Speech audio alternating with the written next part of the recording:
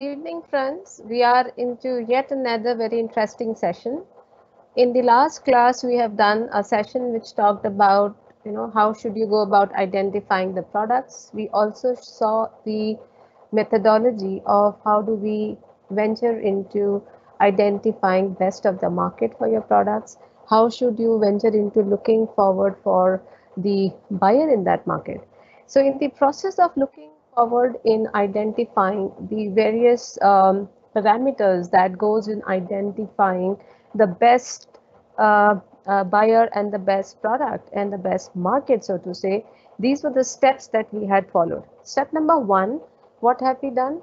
We have technically seen that which are the countries in the world which are waiting to absorb the exports of your product. Now, it may necessarily be from India, it may not necessarily from India. So let us go back and understand that what enhances the probability of a country which is ready to import your product into its own country vis-a-vis an L2 player. So we keep referring to the L1, L2 and L3 player.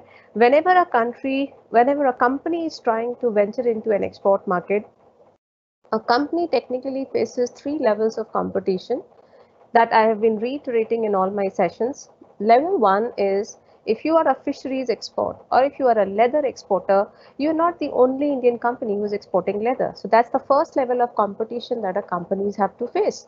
The second is if you are an Indian leather company, so you have to face competition from a Chinese leather company, you face a competition from a Vietnamese leather company or a Taiwanese leather company. Now, we have to understand if I'm targeting a European buyer, then you have an Italian company who is becoming your level 3 players. So a company, when they are trying to venture your exports to a particular market, you have to compete against L1, L2, and L3, three levels of competition. Now, if you look into the step one of where should I sell my product, of course, as an Indian company, you will be more comfortable to sell your product in those countries who are ready to buy your products. So we saw in the last class that the countries which are technically the largest importer of your product is something, the country that you should be all gaga about. You become all the more gaga about it because if you look into step two, that the country is not only importer in the latest year, but it is also the import demands are increasing over last 5 years. That gives you a reason to cherish and reason to target those countries. But what happens in step three? A country which is one of the largest importer of the product, for example, leather for that matter, but you see that you have all sorts of L1, L2, and L3 coming in. So a country which is the largest buyer of your product, how do you woo that buyer in your favor as a company? Maybe you're a startup. You're trying to think of let me actually venture into sourcing of handicraft products from India. Let me source some processed food exports from India. Let me do some plastic exports, rubber exports from India. But then you have all kind of competition coming up. In such a scenario, what comes to your rescue was price competitiveness that we have seen in the last class, where the price at which you sell to your buyer can be one of the prime factor that can bring these buyers to your kitty. Now, it is not very easy to work on a buyer because your L1 may be established player. Now, this L1 player may be a big company, may be established brand. He's working on a bigger economies of scale. His investment size, his risk appetite, all these are pretty very good as compared to what you can offer to a buyer. So how do you crack the buyer in a country which is the largest importer in your favor is through the use of the regional trade agreements that we saw in our last class and where we control on the pricing. Today we are completing this circle which talks about that in case you are a small company, you are not able to work at that economies of scale. So what comes to your rescue is a lot of step 6 which talks about that even if you are an established company or you are a startup company or you have to face competition from level 2 and level 3 players, if you cater to the compliances in the export market, that gives you multiple benefits. I can share throughout my session a lot of examples of big brands. They have failed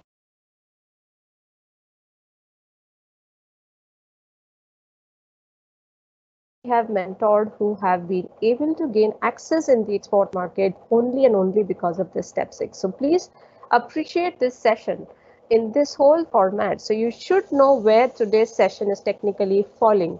You have a concept of market, you have a concept of product by now, you have also learned how to leverage the trade agreements to become price competitive. We close the loop today in the terms of quality compliances. It is not only important from a perspective of from perspective of competing against L1, L2. Even if you are a company who is traditionally into exports, if you are not aware about the import regulations of a global market, how will you expand?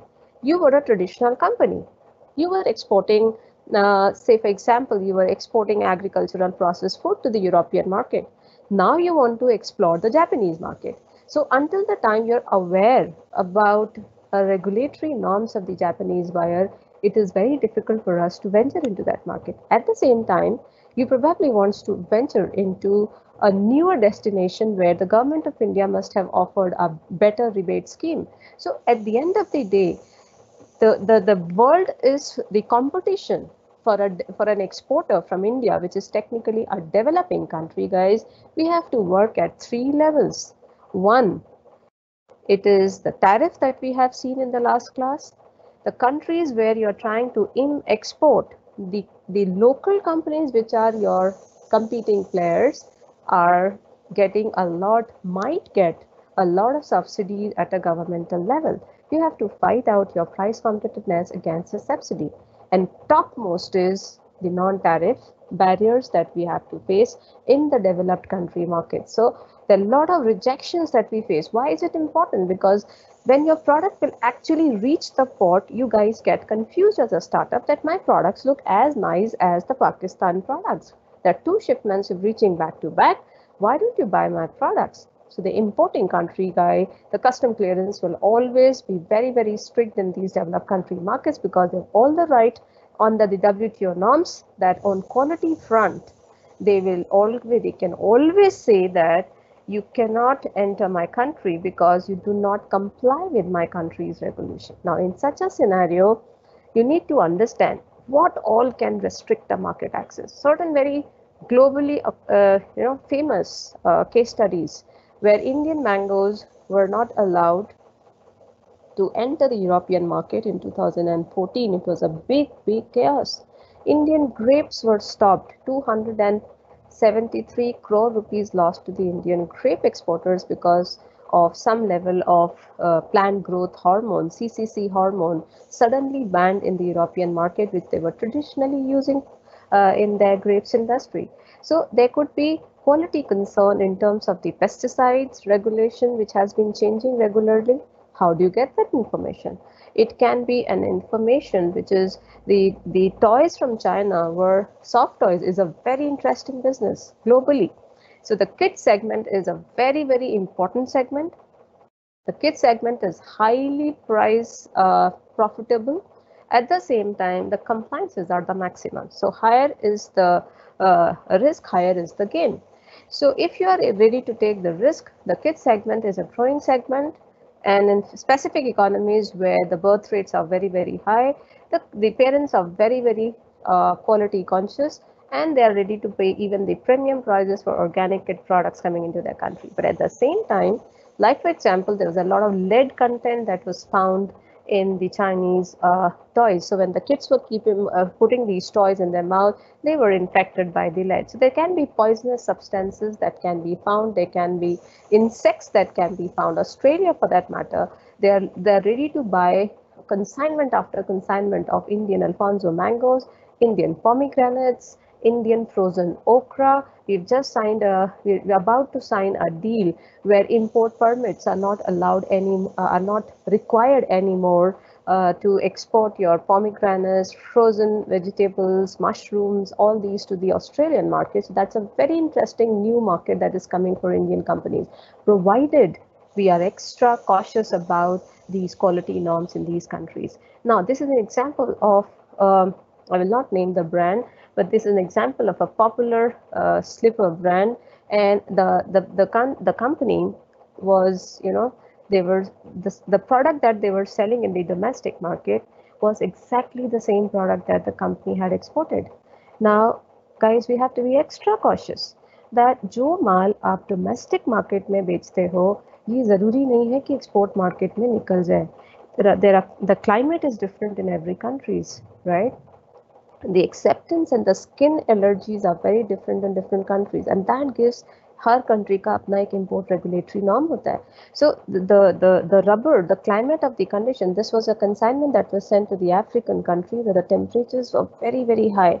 Cheap slippers having rubber straps completely made a mark on the skin because high temperature से rubber पिघल गया and वो skin में चिपक गया. So we have to be extra cautious. I'll give an example of Indian basin. When Indian basin that was supplied from India to the Dubai market, the companies did not realize that Dubai के पानी में बहुत ज़्यादा नमक है. Now, whenever you're trying to use that basin, that is creating lumps after that. So we have to understand paint industry for that matter. The paint that you're using in India, the paint you are using for an African market, the paint that you're exporting to the Russian market where the temperatures are say minus 55 to Africa where it is plus 55, the chemicals will reflect and it will create irritation to the eye. So there is a lot of compliance issues that we have to take care. Please, my earnest request is if you're trying to look forward for an export market, you have to talk about and you have to actually talk to yourself about, am I compliant enough? Please do not act like a trader's margin of procuring a product and venturing into export market. If you do that, what will happen? Australia have warned India over food exports. After China, I mean, China is already facing a lot of SPS issues. Even China and Vietnam, they're likely to ban the agri imports from India. So the reason could be many. Now you see, the top 10 best countries in the world on food safety and food security index, which is most of them are European countries. So if you're looking for a buyer in any of these countries, any of your Alibaba inquiries are coming from any of these countries, be extra cautious of the quality. Otherwise, you face point number 6 and you are gone. So the country may be the largest buyer, the country may be a great trade agreement with India, import duties may be zero, your buyer is gaga about your product, but the custom clearance is what becomes a challenge in such cases. India is actually very low, 79th position in the global safety and food security index. Products देखिए आप, why I'm giving you this data point is just to help you understand to what extent our products are detained at the foreign port. Whenever you're trying to think that I really want to start exports and I really want to pick up a product for export, you should revisit the data point and try to work out that अगर ये product इस country में ban है, I better not look and invest my energies looking for a buyer, because even if I get hold of a buyer, first of all, there is a worse behavior between two governments, and there is already a ban going on between two governments. So even if I find a buyer, I will not be able to cross the customs. So I should know India का कौन सा product किस market में ban है. I will not invest my energies either into that product category, or if I choose that product category, I will not venture into that particular market. So products क्या क्या है? Mangoes, as I said, Alfonso mangoes were banned in US. Were banned in Europe to a large extent. Same goes for table grapes. Then our okra हमारा even Dubai market से, Saudi से okra वापस आया है, groundnut वापस आया है, curry leaf का बहुत बड़ा international market है, curry leaves, but then Saudi Arabia is one of the largest buyers of curry leaves, chilies, and marine products. Australia is ready to buy a lot of these marine products from India. And there are a lot of buyers looking for India to source these products, but we have to be extra cautious because our chemical residues, pest and bacterial infestations were found very high, more than the approved levels in these countries. Similarly, if you look forward for cross country, now कई बार क्या होता है that you are also exporting to US and China is also exporting to US. So we need to know that in the eyes of a US government or in the eyes of a US importer. Now, for example, you're planning to participate in a trade fair. So a buyer who will come on your stall, or the buyer will go for the same product category to a Brazilian stall or a Turkey stall or a Chinese stall, will make hell lot of a difference, guys, because they come with a preconceived notion. They also read the data that if I source this particular product category from India, there's a huge rejections at the customs level, so the buyer भी ये risk नहीं लेगा. So whenever you're trying to participate, यार trade fair तो इस साल Australia में भी लग रहा है, चाइना में भी लग रहा है, अफ्रीका में भी लग रहा है. Let me try and understand with the product category that I am in, वो किस कंट्री में कितना रिजेक्शन है, who is the L2 player, उसका रिजेक्शन कितना है, and that's how I'm trying to take a call, a very holistic call, and reading the mindset of the custom clearances and also reading the minds of the buyer. For example, out of India faced almost 1,324 interceptions in the European market. Brazil only 442, 602 for China, 114 for Turkey, right? A majority of interceptions, like for example, ये brinjal के लिए था, which is called as bangan, eggplant, mangoes, snake gourd, bitter gourd, turai, many of these, and to an extent that we were completely banned in these countries, and we lost the market share from a small country like Kenya. That is the situation in Europe.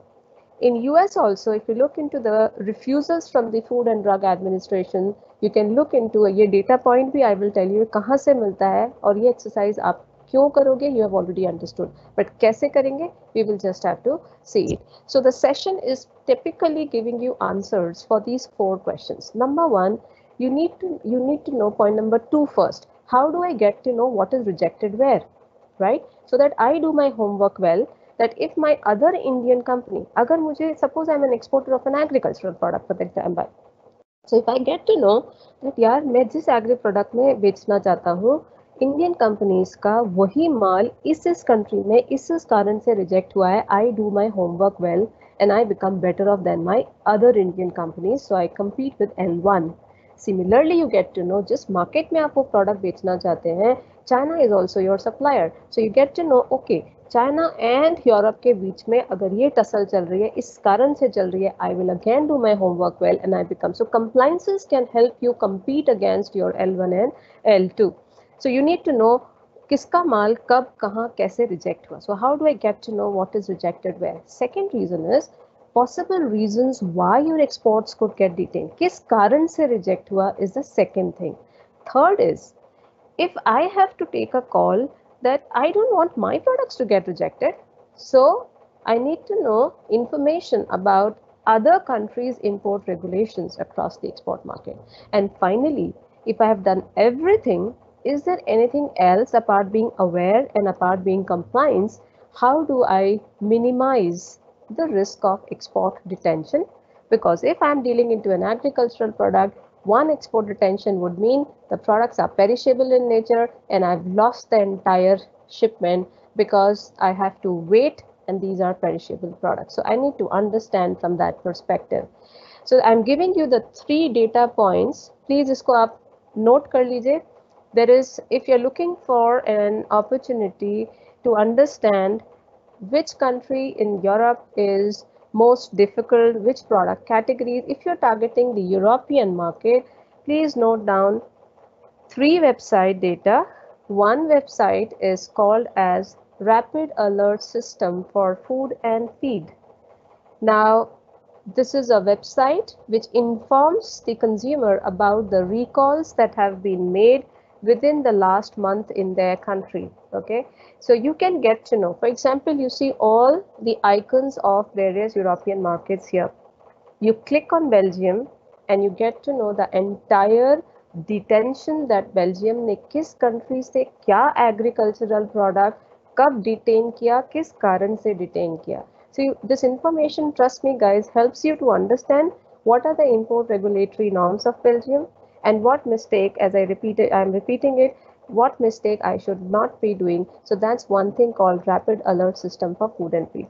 Now, one extra caution. Don't take your buyers for granted.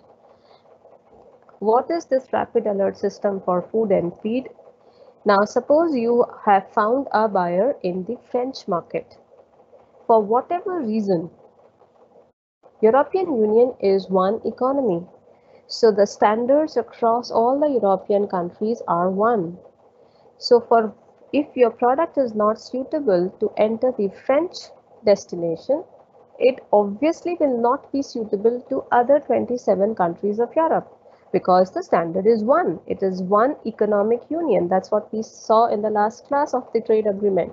European Union is a 28 country um, uh, common market, which is an economic union which basically talks about one tariff barrier and one compliance barrier for any product coming outside themselves. Now, this would mean that if my product खुदा ना खास्ता किसी भी कारण से एक one port of Europe में detain हो जाता है, it automatically there is a rapid alert that a French custom will forward to all the port of the European Union, and your product will not be allowed to enter into any of the other European market. Now, please be extra cautious about these things. So, जितने बड़े market, जितना बड़ा opportunity उतना ज़्यादा conscious and cautious होके market में enter नहीं करेंगे so it will be otherwise it will be a very very great fallback. Now, for agricultural products, the data point is the rapid alert for food and feed. If you look into the increasing number of the rapid alert that has come specifically from India, you will feel that maximum जो rapid alert हुए हैं over last 5 years. I mean, this is maximum on fishery products. 21% of the Indian companies have lost their market in Europe because of the E. coli that were found in shrimps and certain bacteria that was found in our marine. Same problem Australia ko ho rahi hai, that if Indian companies are ready to comply in the fisheries sector, Australians and Europeans will be more than happy to accept our shrimps and horticultural export. Now, the fruits and vegetable is the next most hit category. Meat products is again 13% of them is a meat product. Then you technically have other products are very small share. For example, this is edible nuts, which is groundnuts, is facing a huge challenge because of the aflatoxin content. Then you have some cereals and bakery products. Ready to eat is a very big market in Europe, provided, and after the COVID, you have all kind of millet preparation, आपके oat, ragi, barley. You have a huge market in the European market. Please be cautious enough, explore these opportunity, and look forward for it. There is a huge market for honey for that matter. There's a huge market for organic products, which are like, for example, organic fruit candies. These are wonderful markets in the European Union for post-COVID scenario because it can boost, your amla candies. These are very good product categories because it has a vitamin C, but provided you are extra cautious to explore these markets. This is how a typical US FDA detention looks like. What do they do in their detention is, I do not want any one of you to receive this, but you should know. See, how does it look like? It basically first give you an alert that this is and this is a detention of an Indian company who was exporting mehendi to the US market, and this is how an import alert of the US FDA looks like. They will talk about the detention, the cause of detention. It is without physical examination. It is a type of alert. Then it is the product category. The reason of alert is unsafe color. It wasn't a pure mehndi, it was a color which was mixed and it was irritating to the skin of the humans in the US market, and the regulation did not allow the safe use of henna to make color design directly on skin, including hands and feet. So initially आपको import alert आएगा, right? And they will also guide you that the countries and the provinces from where they have the who have received this import alert without physical sampling. All entries of HINA based color is given as a guidance what should be their repercussion. So we have to be extra, we have to respond to these import alerts, we have to be cautious to these import alerts, and by studying this import alert, if you are a first time exporter of this particular product to the same destination, please take the learning. So let's see what is the fisheries, then herbs and spices, meat and meat products. Then you have confectionaries. Pet food is a great market again. Then you have dietetic food. These are the total rejections that has happened. Okay. Then the third website, the second website is Eurofight. Now, Eurofight is basically the European Union notification system for plant health interceptions, and this is basically talking about the trade from developing countries for plant-based products. And Europe is again an importer of a plant-based product, so you need to know if you're looking for zero fight. Now, apart from agriculture and plant-based product, it is lots and lots of non-food products also imported within the European Union. So there is a rapid alert system for dangerous non-product food. So please note another data point known as RAPEX. So we have RASFF for the agro products and the processed food category. Then we had Eurofight for the plant-based product categories.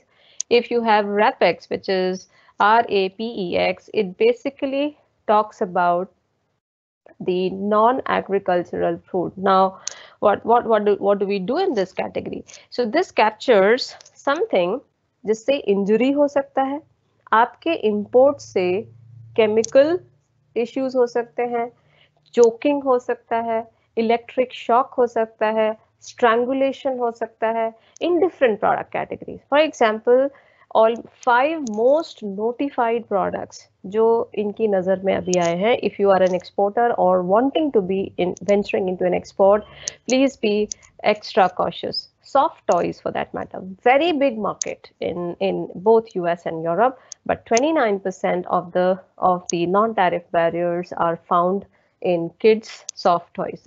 Very good market, but at the same time very risky product category. Motor vehicles emission norms, we'll talk about environment issues in just a moment. Then we talk about the next important product category is clothing, textile and fashion item, which is almost 8% of the RAPEX report of January 2019. And then you have electric appliances, HS code 85, which talks about a lot of these safety appliances and electrical products. And finally, cosmetics is again a very highly imported product. So जितना ये लोग notify कर रहे हैं, उससे एक चीज और समझ में आती है that they are technically importers in a big time. And if you are cautious about these regulatory norms, so let's talk about the most detained product categories, gems and jewelry, and I'll give you examples of big brands, and how we have helped them. So jewelry, 52%. If we were doing this exercise for eBay, and we were find guys that every 5 seconds there is one imitation jewelry that's bought by an international customer from an Indian site. So you see how big is the market. And post-COVID, guys, please don't make this mistake. Post-COVID, आपको अपने buyer से बात करने का मौका नहीं मिलेगा. So whatever you write on your website, everything will be virtual because trade fair जाएंगे ही नहीं. So because of this COVID crisis, for next 1 year, at least there will be, we don't expect any international trade fair where you have a stall and where you have an opportunity to talk to your buyer, convince him about your quality. So what brand line that you write to attract your buyer, what they read on your website is what brings them to your online page, and that's how. So you may invest hugely, and companies are doing that. Digital marketing has become become the game of the day. But if you do not write, you can, by doing a social media marketing, by doing a great digital marketing, you can bring the buyer to your website. But if you do not write anything about that attracts the buying, that increases the sellability of your brand, or it increases the credibility and credentials about your brand, he will visit your website, but that lead will never generate into sales. So we have to be, this compliance can make or break your deal, because if you write something that the buyer wants to listen, this compliance can be your most important marketing tool.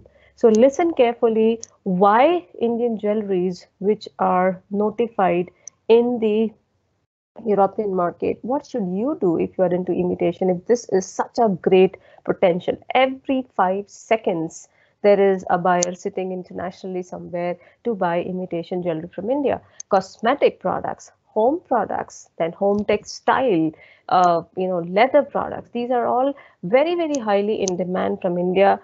But at the same time, the most detained product category, be extra cautious. Shoes, for that matter, after leather, it's shoes. Then sport accessories. I mean, India is the largest hub of sports accessories in the world. Most of the manufacturing of sports code and the sport accessories happen in our Jalandhar cluster and in our Meerut clusters. And sports textile is something that's coming. That's really, really India is being looked off. But then the detentions are equally very, very high.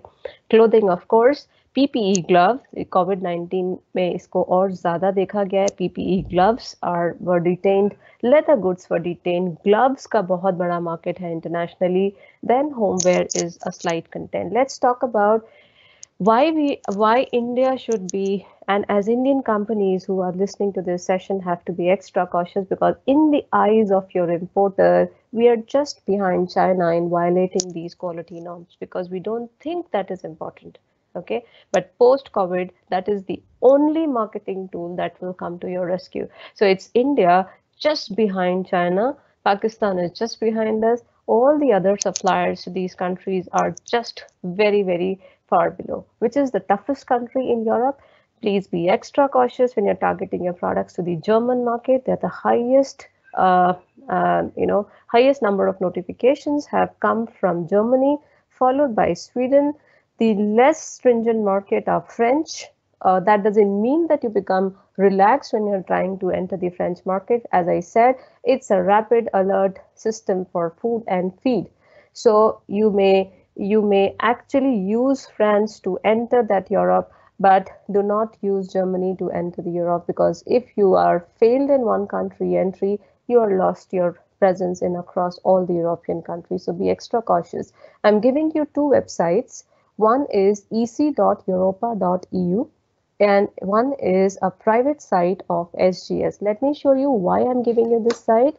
If you look into these websites, this is a European Commission website, which basically gives you the rapid alert system, and you should note and see, check your products are there in the most recent alerts.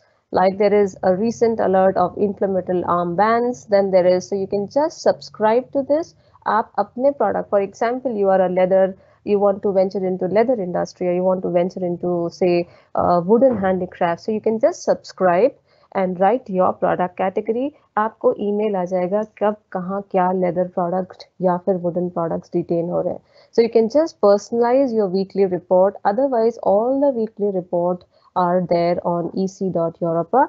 Okay, the other site is technically the SGS website, which is also talking about the product recall. And this basically you can filter by notification. जैसे मैंने अभी इससे पहले filter किया था. For example, let's note all. Then I had filtered. You can just look filter by origin location. You can look for sources. You can also look अगर आप bags में है, chemical में है, clothing, textile. You can just click, for example, fashion jewelry for that matter, and you will find out the bracelets have got detained in Sweden from India. Necklaces have got detained. इस report पे आप click करके इसकी details जरूर पढ़िएगा if you are wanting to enter any of these countries. So you have all kinds of product categories. Utilize this information to make your homework pretty clear to enter in that market. So these are two website addresses and this. Let's move ahead. The second very interesting thing that this notification will tell you, for example, you are an exporter of fashion jewelry and you figure out that the market, I'm trying to connect my session of last few sessions where we have seen the product identification and the market identification exercise. Let's do it once again and connect it with the session today. Now, if I want to sell my imitation jewelry, for example, so I'm gluing into the 71 HSN code, which is your gems and jewelry. So when I click on 71, I look into 71 and I will technically try to see which are the countries in the world who are the largest importer of this product. Okay. Now I want specific product categories. So I'm looking into precious stones, silver, base metal, and I'm looking 7117, which is imitation jewelry. This is what sells from eBay platform big time. So when we look into imitation jewelry, I will try to see that the countries in the world which are the largest importer of imitation jewelries. So I get to see the countries which are the largest importer of this HSN code. I get a list. I'm just waiting for the list. So I get to know the list, for example. Okay.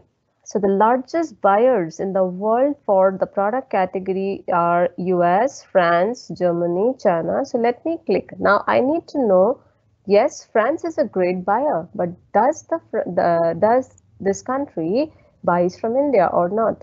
So I click on France and I'll get to know my level 2 competitors apart from India. Which are those countries which are also buying which are those countries from which the France is buying? So they become my competition. So my price, my quality, my compliance stories have to be better off than my competitor. Only then I, as a startup trying to exploit this high growth of imports into France, I can take the leverage of it, right? Because I do not have a trade agreement with France. So I will not have any import duty relaxation. If there is a generalized system of preferences, that's a separate scenario. We've learned that in the last class. Please refer to my earlier videos. But then at the end of the day, if in the absence of any trade agreement, either with French or with European Union as a whole, I have no choice but to enter as China is entering. So the only thing that comes to my mind is if China is my competitor while entering the French market, to exploit this high growth of China being the second largest importer in the world, I will try to see who are my level 2 competitors, and then I go back to actually see to the SGS website that उनका product किस कारण से France में reject हुआ है. I create the same story. So in France, you see China is capturing 36% of the total imitation jewelry market of France, and India is just 1.4%. So I can see the story of China and France. I can see the story of Thailand and France. So I go back to the SGS and I can filter by notifying locations. So I have seen by notifying locations, I can technically see there are only 2 notifying locations. Okay, I will remove India. So my notifying locations could technically be France because France is the largest importer in Europe. I'm looking in a fashion jewelry category and I see that these are the location. The French have leather bracelet which are being detained. Now, if I'm looking forward for any other product category like France, and I'm also looking forward for say for example cosmetics and personal care. So all that I have to do is to understand to what extent the country which is the largest importer, what all is it getting detained, what all is it importing, what all are the regulatory norms that L2 player has technically faced, and that is what I'm trying to work on. So that's that's something that is very, very interesting to kill, and that exactly is my standpoint. I am not very sure how many of you have actually come across this news item where China milk industry had actually been found to add a product like a poisonous substance called melamine. Their plastic industry used to use this melamine content, and the same melamine content the Chinese companies, almost 20 dairy companies of China, they mixed that plastic poisonous substance in the milk powder so that artificially the protein content in the lab test would have started coming better off. So and as a result of which, a lot of Chinese kids had thousands kids were sick in China, and the same product was exported to almost 25 countries. So as per the World Trade Organization, if any importing country feels that there is a sudden threat of such a bad quality concern, concern is raised at the WTO level, the World Trade Organization gives countries, importing countries, the right to immediately detain the product. Now, if you are keeping a track of such news, or imagine आप भी dairy powder की company में your brand is a dairy powder company, don't you think that उन 25 countries जिसने China का माल reject किया है, you automatically gain a better situation to target your buyer in that country. So you get three advantage by this. Number one, by keeping a track of these news, you take advantage of a fall of your competitor. You learn from others' mistake. You do not follow the same mistake. And finally, you know, use compliance as your brand strategy. I'll give you an example. You must have seen a lot of spice brand is talking about that हम अपने लाल मिर्च में injection वाला, we don't use the false colors and our देगी मिर्च such. So that advertisement वो क्यों आ रहा है? Because when Indian companies started feeling a lot of rejections in अगर आपने देखा होगा, herbs and spices were one large category where rapid alert notification for the highest, और उस herbs और spice category में our red chili powder was the maximum hit. And why? Because companies was using Sudan color dye so that मिर्ची powder बहुत लाल दिखेगा. And जब detentions आने लगे, तो the competitive brands started taking up as a brand strategy by showcasing that in our brand, we don't inject artificial colors to make it look red. So you understand the downfall and the weaknesses of other companies can be utilized while writing your brand stories. Now, having given you the background, let's talk about क्या क्या चीजों का आपको ख्याल रखना चाहिए. What is the arena of the global standards which talks about? So the first standard that we talk about is the quality standard that we have been talking. There are many things that you can talk about. बहुत सारे तरीकों से आप customer को अपनी website पे story जो लिखते हैं उसको अट्रैक्ट कर सकते हैं. So I have read the mind in the post-COVID scenario. We spoke to a lot of embassies. We spoke to what is the post-COVID customer psychology, and this becomes a beautiful compliance strategy for your company. Let's talk by one-on-one. So we'll talk about quality. We'll talk about environment, social, technology, ethical compliances, and IPR. So IPR you have seen in our past videos by IIFT where we have given you. I'll try to connect IPR from all the other 5 standards and develop a link. So let's talk about the quality standard as a first standard. Now, when you talk about quality, the countries had two-way dilemma.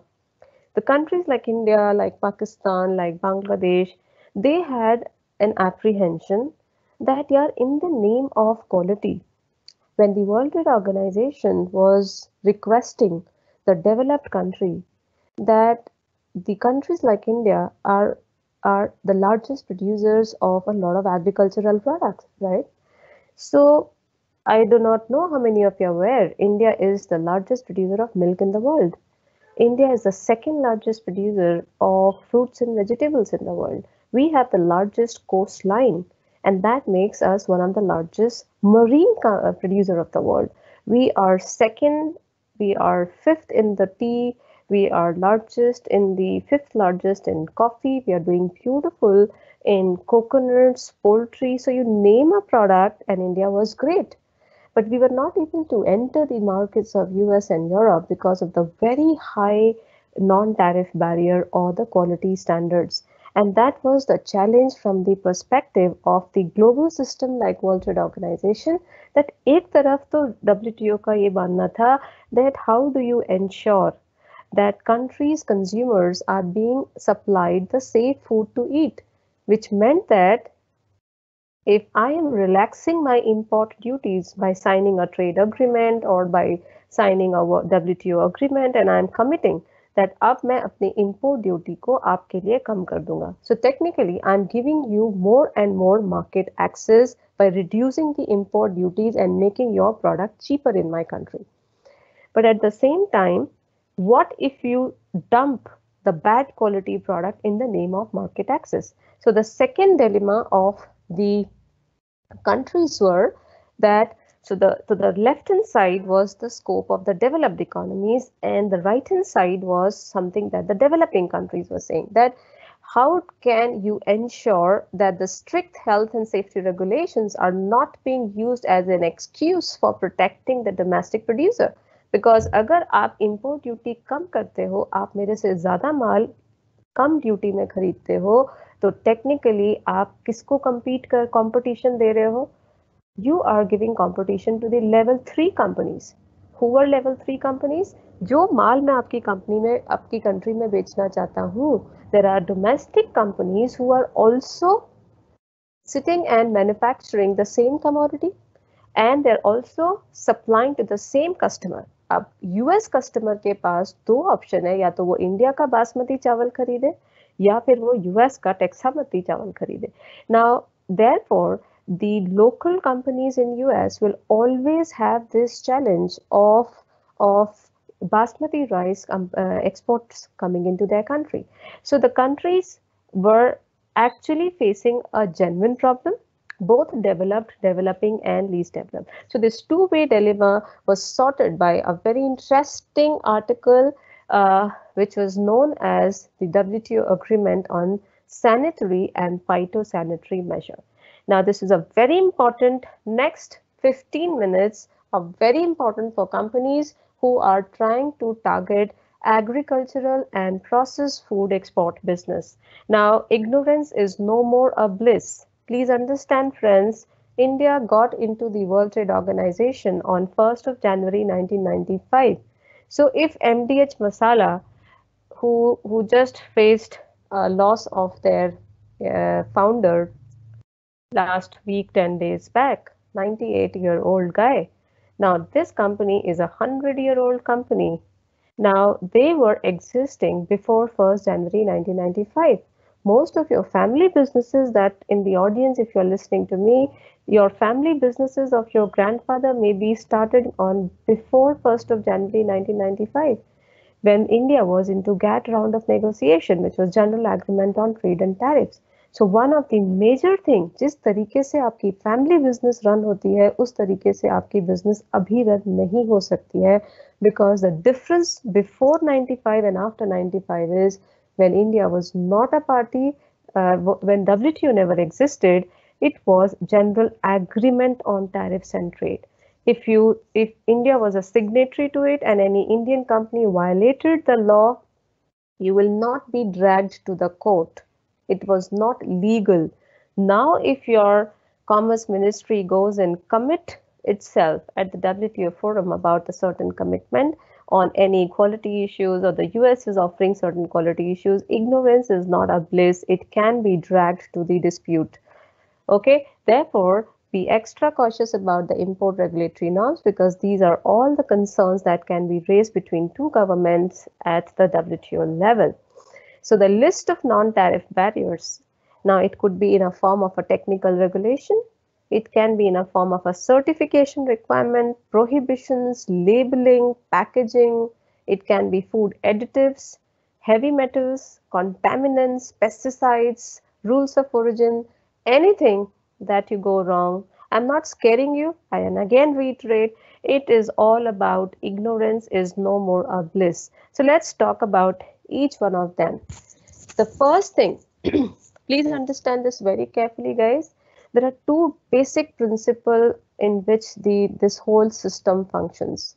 Number one is a concept of most favored nation. We saw the glimpse of the concept of most favored nation when we saw in the last class on trade agreements, where we have said that suppose I am US, I am a buying country. You are a buyer from India. I may get the same product from a Brazilian supplier. I may get the same product from a Pakistani supplier. I may get the same product from a Bangladesh supplier. So the concept of most favored nation said that US as a buyer is a World Trade Organization member.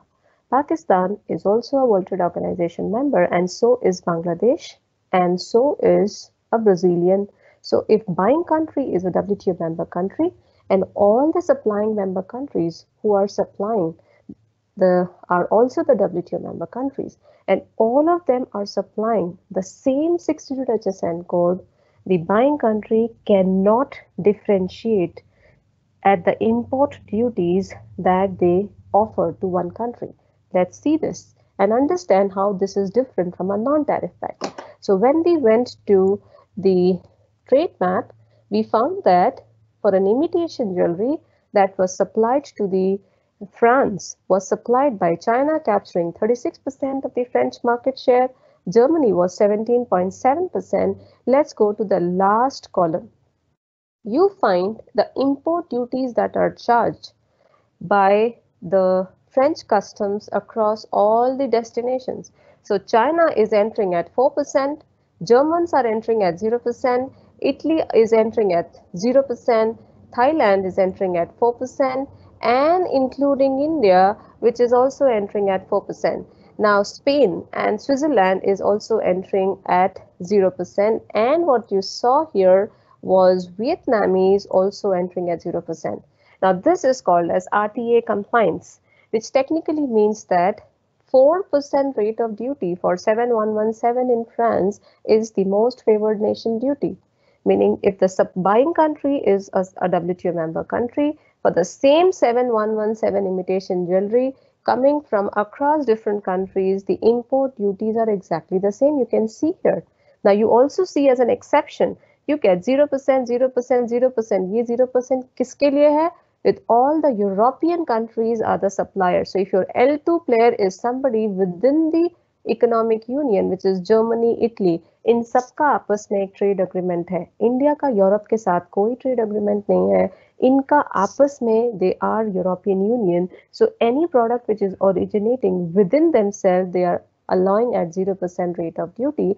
Howsoever it is coming from Thailand or it is coming from India, it is coming at 4% rate of duty. That's called the most favored nation concept, that in the eyes of the buying country, if there is no trade agreement between themselves, the same HSN code will get exactly the same duty.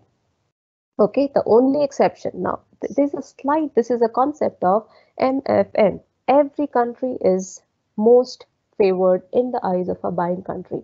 But when it comes to a quality compliance, the WTO realizes, specifically when it comes to agricultural product, it says that suppose there is an Alfonso mango which is originated from Pakistan, which is our biggest L2 player, and there is an Alfonso mango that's coming from the Maharashtra zone of India. So when I am supplying my product to US and Pakistan is also supplying Alfonso mangoes to US, in a normal scenario, the pesticide requirement in US will be similar for India and Pakistan mangoes, but there can be certain relaxation if the climatic condition in which the Alfonso mango of Pakistan is being grown versus the climatic conditions in Maharashtra zone from where I'm sourcing, if there is the climatic conditions are not exactly the same, then the importing country has got all the right to deviate from the clause of the MFN. So we have to be extra cautious that the SPS permits the members to impose different SPS requirement, but it should not unjustifiably discriminate. That's the concept of MFN. If you say that I'm buying this product from Pakistan because the product is originated from a climatic zone which is actually better for the shelf life to be kept on the Walmart stores, is better than the product that Indians have sourced from a country, from a state where the climatic conditions are very hot or humid, ये इसकी shelf life 3 या 4 दिन से ज़्यादा होगी ही नहीं. So custom has that leverage in observing the concept of most favored nation in because it is a qualitative issue. The second very interesting concept is known as national treatment. इसको ध्यान से सुनिएगा. National treatment में क्या है? The law says that no country can have two different regulations. One, the regulation, one regulation for the own members and regulation for the imported product, which technically means that suppose I am an exporter for Indian groundnuts and I want to supply my groundnuts to the US buyer. Now, this US company is also procuring some groundnut from the local buyers in local producers and farmers in the US. Now, ऐसा नहीं हो सकता that the aflatoxin content for Indian groundnuts which are being exported to US is, say, for example, 2.2 milligrams per kg, and the groundnuts that they're procuring from the own territory is relaxed at, say, for example, even if it is more than 2.2, I will buy from them, because at the end of the day, the logic is very simple. The logic is very simple, that any country will want to have any pesticide or SPS regulation to protect the health of its own country. So if you are protecting the health, it has to be common standard between what you're procuring from a domestic market and what you're allowing from a foreign country. So that is one very important thing from a national treatment. Why this is important, guys, is जब आप अपना product किसी country में भेजते हो, and unfortunately the custom of that country is not allowing you to cross the border, always check the reason why your shipment is detained. Okay, always check what is the local available standard for the local manufactured product that your product has been detained. If there is a disparity, you have all the right to challenge. So that is what is national treatment. India has faced a lot of these national treatment clause, because when Indians are not, I'll show you the same example. When China, 25 countries had banned the Chinese milk products from entering their border only because China had melamine content, it had poisonous substances, and on that grounds they were not allowing Chinese products because it was not safe for their kids. But India found it very difficult at that point of time because Indian milk was found more adulterated than the Chinese milk that was. So China could have actually raised the concern under national treatment clause that when your product domestically is not good in quality, how can you stop my product because of the national treatment clause? So we have to understand.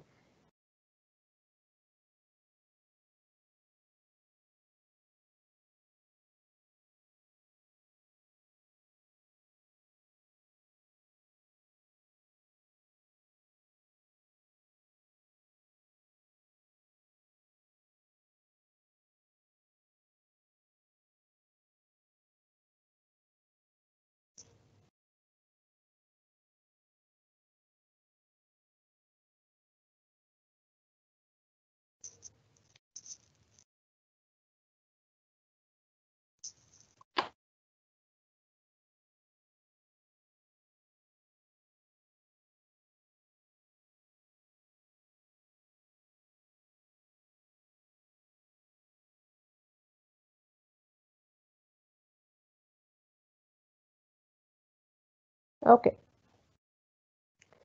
So the next thing is that the article says that the member, whatever members are trying to look forward in terms of the SPS requirement, there has to be a scientific justification. Any SPS measure, anything that you write on your label, anything that you're talking about in terms of uh, the the the advertisement clause, it has to have a sufficient scientific evidence, except provided in article. For example, and that is the reason you will find a lot of these a newspaper clipping where a lot of these big brands were being asked to uh, work out their scientific justification of the claims that they were making across different product category, whether it was a herbal washing powder or it was, the toothpaste or a natural hair. So we have to basically the international norm, and whatever you are also launching a brand which must be having a unique selling proposition.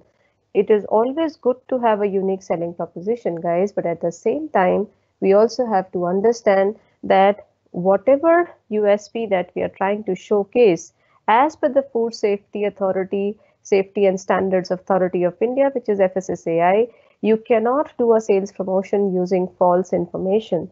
So it will result in penalty and prosecution as per the Indian law. And Indian law is nothing but they're following the international law of the World Trade Organization SPS issues, that you have to understand that any falsely represented standards, quality, quantity, grade composition, any misleading representation about the usefulness of your product, your L1 companies will actually face the brunt of it. So be extra cautious about any kind of USP that you mention on your product categories. It should have an adequate scientific justification. That's the need of the law. Then comes a very interesting proposition. You suppose a post-COVID scenario, you're putting your products on website as a virtual trade fair that has been worked out by the government for your business. Now you get a buying inquiry from a company in Eritrea. You never heard about the country. You never heard about any kind of import regulations specifically in that country.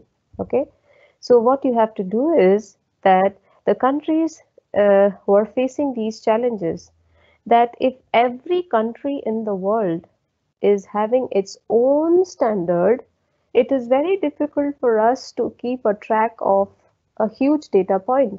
A small and medium enterprise in India, a small company based out of Chennai or based out of Coimbatore or Noida for that matter, I'm just a small startup. Where do I get the information if every country had a different regulatory norms? Therefore, a concept of harmonization was inculcated in this whole system. There are 3 levels of harmonization. You should know आप किस product category में deal करते हो. For example, you're dealing in the agricultural product, which is a ready-to-eat product, or you're into agro products, and you have to look into the food safety norm. So please note there is an international site which is called as Codex. Codex is an international website of Food and Agricultural Organization in Rome and World Health Organization known as, इन दोनों ने मिलके internationalisation of the food safety standard किया है. सो अगर आपको कहीं भी कोई कंफ्यूजन हो दैट मुझे नहीं पता कि मेरा बायर मुझे गाइड नहीं कर पा रहा है, मुझे कहीं से समझ में नहीं आ रहा है कि इसका इंपोर्ट नॉर्म्स फूड सेफ्टी कहाँ मिलेगा, you are please feel free and safe to follow an international standard called Codex. If you are into poultry products, meat products, animal products, the international site is World Organization for Animal Health, which is OIE. If you're into seeds and plant material, look into IPPC, which is International Plant Protection Convention. These are 3 websites which are globally meant towards harmonizing your standards. Many countries, कई बार आपको challenge क्या होगा that कई बार member countries are encouraged to use international standards. कई बार codex standards नहीं होता है, and that is a time when in countries are allowed to set their own standards. That opens up Pandora's box. This is where you have to be risky. On what basis are these standards made? To what extent Is every country given the equal treatment? I'll give a very interesting example. In 2008, the Indian spice companies who were targeting their spice exports to Europe got this news from Spice Board of India that Indian spices to Europe may come under the check for aflatoxin. Now, we were surprised to see, guys, 27 countries, 28 countries of Europe, different standards of imports. There, किसी Austria for that matter, उसमें less than 1 parts per billion. Belgium was completely zero for aflatoxin. Germany was less than 4 parts per billion. Now it became very confusing for Indian spice companies, and this is where Article 3 came into picture. As per Article 3, Indian government filed this case, and the Spice Board of India requested the Europe to at least harmonize and come in consensus that why 28 countries are coming out with 28 different standards. So the India won this case, and now Europe is following the Codex standard for most of these standards. Now we have to be extra cautious about if countries are allowed to deviate from the codex if they have scientifically justified it. You should know from where to get this information. So please note down, there is an international portal on food safety, animal and plant health. This is ipfsaph.org. You can just mention your the keyword and you get the data. You can also see the Codex website. You can look into the OIE website. You can look into IPPC website, and you also can look into a consolidated website, which is international portal, and that gives you a very interesting case. For companies who want to look into the maximum residue levels, there is again very interesting website known as mrldatabase.com. उसका नाम अभी change हो गया है. This MRL database is global database. This is also very interesting database, guys. mrldatabase.com is now global. Yeah, it's globalmrl.com. Please note this website. This will actually come very, very handy for you. This is globalmrldatabase.com. There is another very interesting site which is known as MyCore. This is an initiative by the Australian body. This MyCore in Australia is basically a database about a global. This is a manual of import country requirement. आप इसको भी follow कर सकते हैं. See, this is a manual of importing country. So it gives you details about the import regulations across the globe for meat products, dairy products, fisheries, live animals, etc. So this is the entire manual known as MyCore. So beyond this, trust me friends, the database that we are sharing with you is a consolidated information that you will ever need to comply to an SPS regulatory norm. Let's take it forward. Now, it is also very important because countries are very peculiar about their import norms. So you should also keep a track on the Food Safety Authority of India reports, which basically talks about product by product, which state is more impacted by SPS violations as compared to the other state. As a trader, if you have a flexibility to choose for your sourcing, be cautious of sourcing on quality front. And you will find that the state of Tamil Nadu had the maximum share of unsafe samples. So please be extra cautious while sourcing these commodities and keep a check on Food Safety Authority.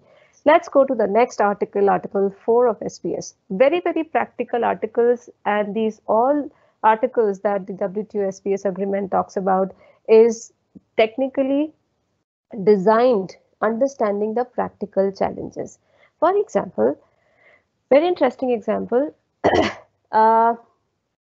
different countries have different standards. ठीक है, Thailand का अपना standard है, US का अपना import standard है.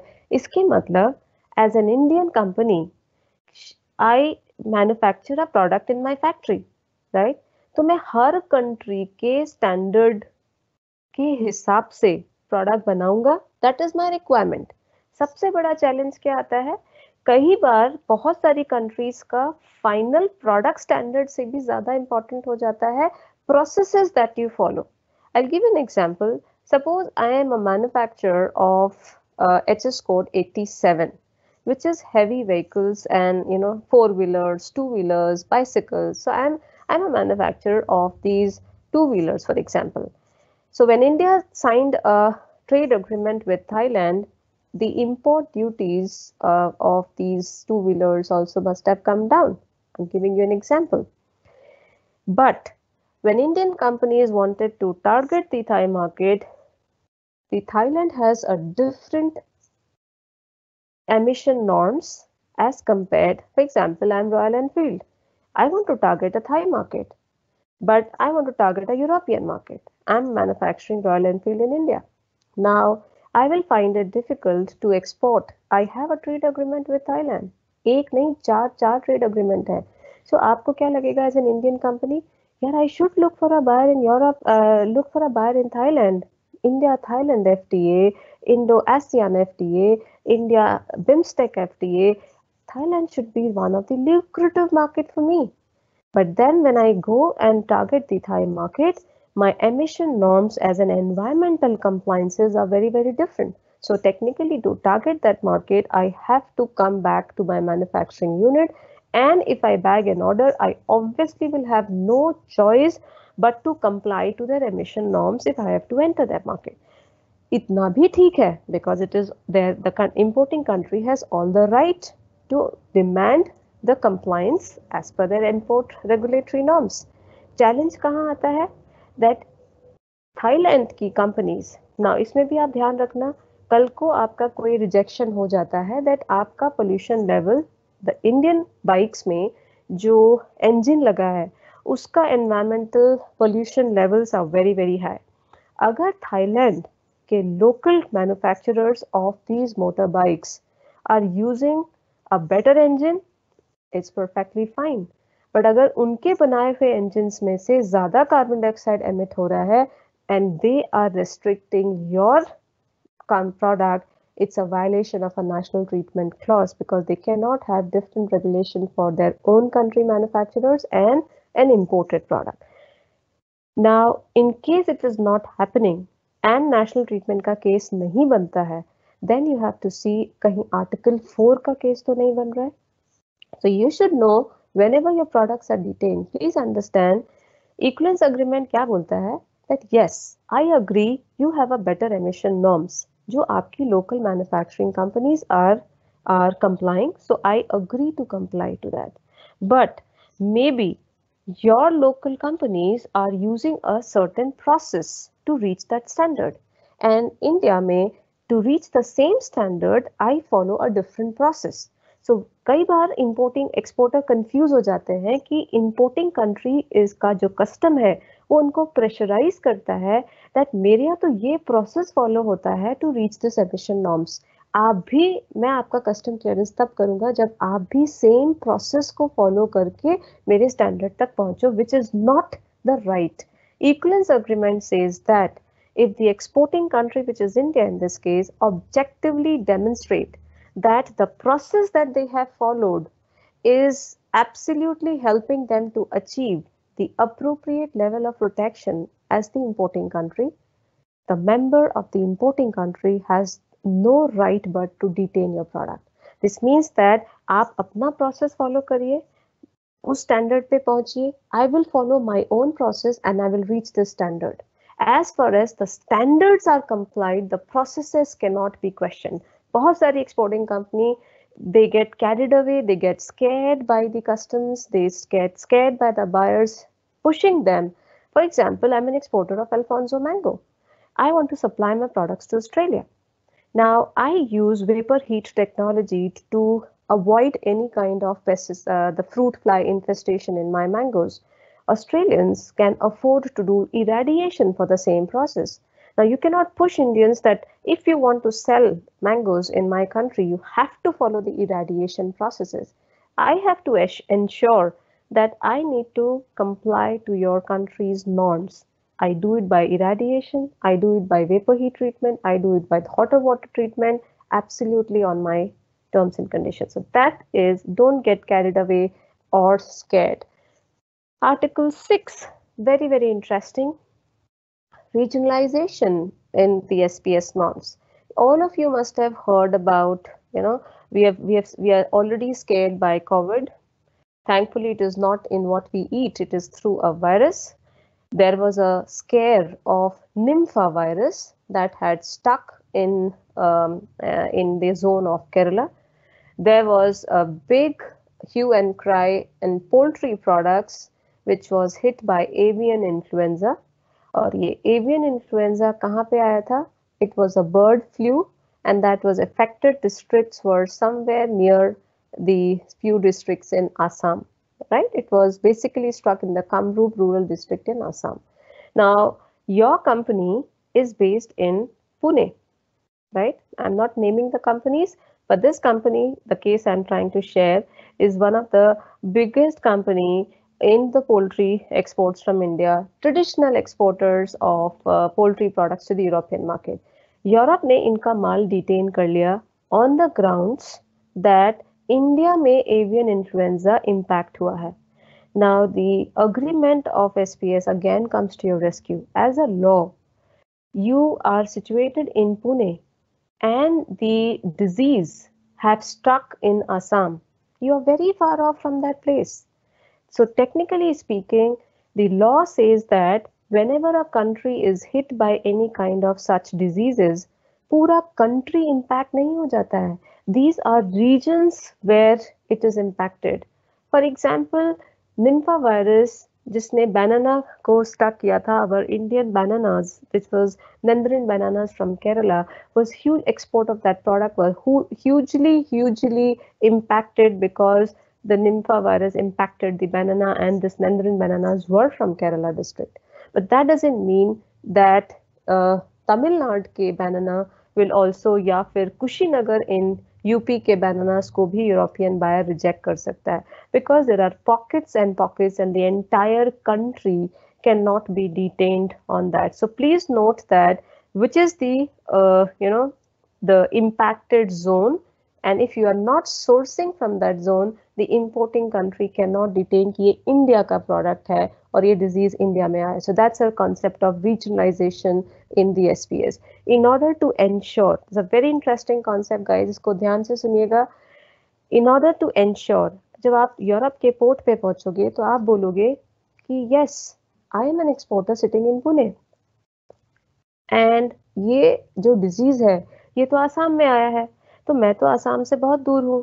तो European buyer आपसे ऑब्वियसली क्वेश्चन कर सकता है, even customs of Europe can question that yes, you have bought this, your factory and your shipping bill and your documentation are technically from the Maharashtra zone, but isn't it possible that you have sourced this product domestically from Assam, brought the product from the infected zone of avian influenza, all the way these poultry products have come to your unit in Pune, and वहाँ पे आपने इसको package करके and आपने इसको मुंबई से निकाल दिया है.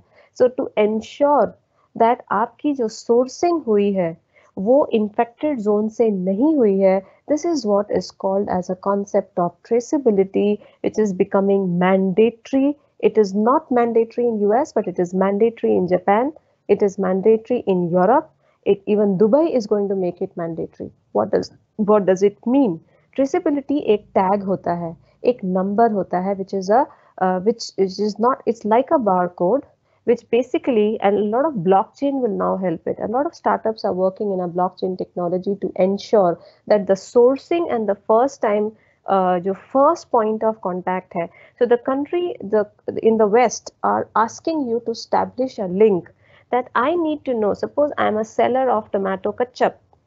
I need to know that the tomatoes that I have used in manufacturing this tomato sauce is actually coming from which area, which district, which farm, which panchayat. Can I do that in India? Absolutely not, because I know as a buyer, and the new farm bill that is coming will actually help us immensely in this traceability, and our exports can grow of the agriculture sector. Because abhi kya hota hai, I bring my product to the APMC mandi. The corporate is not allowed to go to the farmer. So the corporate is coming to the APMC मंडी, हमें पता ही नहीं होता कि मंडी से पीछे माल कहाँ से आया, तो मैं फार्मर तक ट्रेस कैसे करूंगा? So most of my agricultural export were not able to actually venture into very great high importing destinations because of the lack of this concept, because of this whole concept. Now, as a contract, the companies can venture with farmer producer organization, can have these contract farmings, can enter, and the traceability will become so easy. Pesticide management will become so easy. Companies will offer them fertilizers, companies will offer them pesticide, because companies professionally are aware that किस country में के लिए ये माल यहाँ उग रहा है, and they can technically say, oh my god, I am getting this land for grapes to sell it in the Spanish market. I know the SPS requirement of the Spanish market. I will train the farmers, get the product produced, land उनकी है, guidance मेरी है, inputs मेरा है, and the traceability is also ensured. Such a lovely concept, guys, and that's what, if you go to the, if you're an agricultural exporter, please visit the APIDA website. On the homepage of agricultural process, which is your export development authority, it is a traceability check that you can do. There is horticulture, you have groundnuts, organic products, meat product, rice, सबकी traceability systems hai. There is a database management system. Let's talk about non-agricultural products. If the quality concern for a non-agricultural product is governed by a concept called technical barriers to trade, जिसमें the difference between SPS guys and the technical barriers to trade is that SPS में जब आप कुछ खा लेने के बाद आपकी तबीयत खराब होने का डर है, anything that you eat is governed by whether it is pesticides or it is the additives or it is the heavy metals or it is lead and cadmium content, which actually when you consume, you actually can have a tendency to fall sick. That is governed by SPS. What is technical barriers to trade? The outer part of it, like the packaging norms, the labeling norms, the identification, the certifications, अगर आपका माल उस कारण से detain होता है, that's called technical barriers to trade. Now, let me give you certain examples of TBT. This is the non-agricultural product examples. You see, this was a machine gun, kids, gun, toy gun. Originating country is China. Again, as I said, kid is a very, very interesting segment. The country of rejection was Sweden. And this was technically the laser that came out of it had a very high tendency to burn the eye cornea. And that is why it was very, very unsafe for kids to use that. Similarly, if you are a textile exporter, this is a case study of Bangladesh, जिसका product detain हुआ है Spanish market में. कई बार product में कोई कमी नहीं है, प्रोडक्ट क्वालिटी स्टैंड पॉइंट से बहुत अच्छा है, इसमें कोई एजो डाई नहीं है, कोई फ्लेम रिटार्डेंट नहीं है, कुछ नहीं है, लेकिन डिटेन क्यों हुआ है? यू सी द जो गले में रस्सी बंधी है, this is a design challenge that they are facing, that in a kid segment they say that these drawstrings can technically lead to strangulation and it can suffocate the child. Be extra cautious to cross check the designs by your buyer repeatedly, otherwise the custom will not allow this to cross. Similarly, the same concept is a soft toy from China and it is detained in the UK only because of the fear of choking. इन्होंने custom ने random सामान खोला, इस toggles जो इसके नीचे toggles लगे हैं रेड कलर के, उसको खींच के देखा, हाथ में आ गया toggle, and the complete consignment was sent back because बच्चा मुंह में देगा, it can actually cause choking. This is a case of India, very important case. This is a company in India जिसका ये handicraft product फिनलैंड में detain हुआ है. Company की गलती क्या हो गई? They actually created a very beautiful handicraft product and this handicraft lamp, table lamp, the lamp was created and this is a bark of a wood. Now, in order to keep the original look of the dried leaf or a bark, whatever, they did not smoothen the edge of this tree. उससे क्या हुआ? Detention. That sharp edges के कारण it's an electrical product. So हर बार तार इससे टकराएगा and there's an electric shock which is a possibility. Now I'm giving 4 different product categories, 4 different reasons of technical barriers to trade.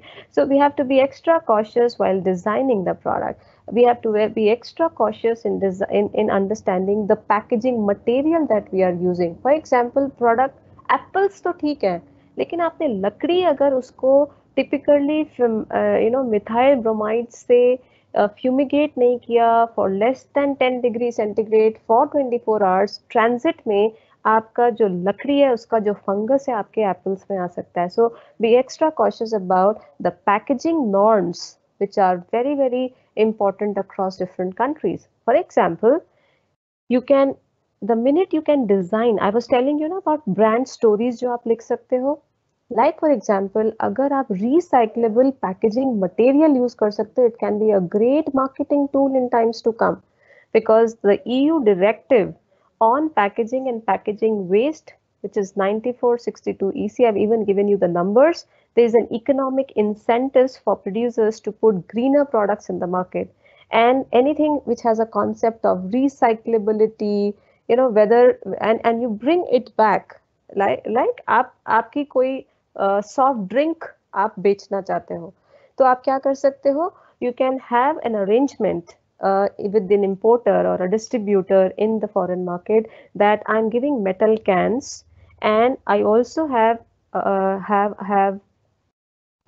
formulated a mechanism to bring back all the metal cans and how to destroy. So if I have that as a brand strategy, trust me guys, this will be actually very, very interesting as a brand strategy. Mention that if you take a distributorship of my product, I also have a system of getting all the, making the greener products on board by using recyclable packaging, or I'm ensuring that collection of metal cans and how to destroy a mechanism is written on your website that actually will gain you as a great marketing tool. Okay, then comes the grading standard. Let me give you an interesting example. When big companies like Pepsi was looking forward for procuring potatoes from India, it was such an unfortunate situation, guys, that the contract had gone to China. For a simple reason, guys, because any company who would like to explore the opportunities of manufacturing a product like, say chips for that matter, they will need exact sizes of potatoes. The way Indian, you can see how Indians, how manually the grading processes was done. They are using the sieve, chota aloo idhar, bada aloo idhar. That's how manual processes. When they went to China, they found that vernier calipers say they are measuring the diameter of the potatoes and absolutely equal size. So, kai baar, India is a huge country. We have a problem of plenty. 11 states producing potatoes.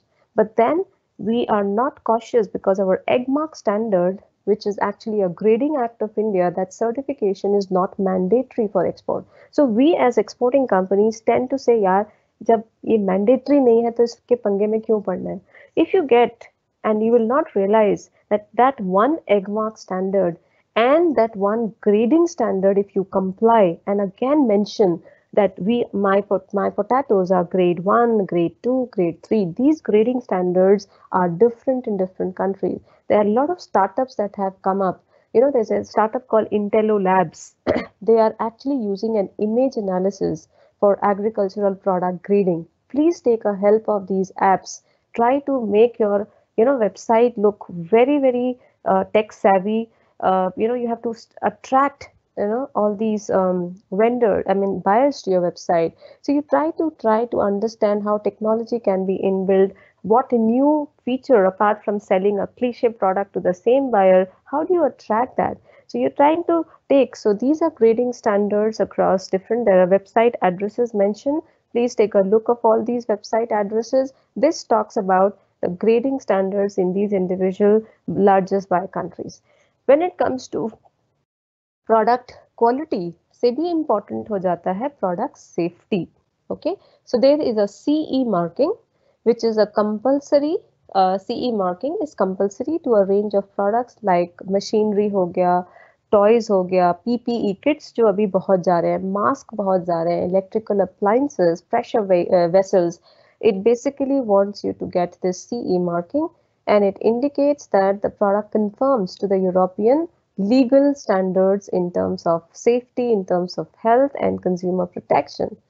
For example, I am a seller of these Muradabad Pital, right? So there are large variety of in metals and ceramics. There are large variety of these industrial products. They have to have a CE marking कि इसके अंदर जो आपने ceramic में जो आपने painting करी है वो color is safe or not because my food is coming in contact with these materials. So this shows that the product comply with and the material that has been used, and you have a proper declaration of performance for the material. So food contact, अगर आपके पीतल के बर्तन, तांबे के बर्तन पानी में पानी के लिए यूज हो रहे हैं, फूड कांटेक्ट के लिए यूज हो रहे हैं, कटलरीज हो गए that come in contact with food, you have to be actually be very cautious in getting your restricted substance like vinyl chloride is not acceptable.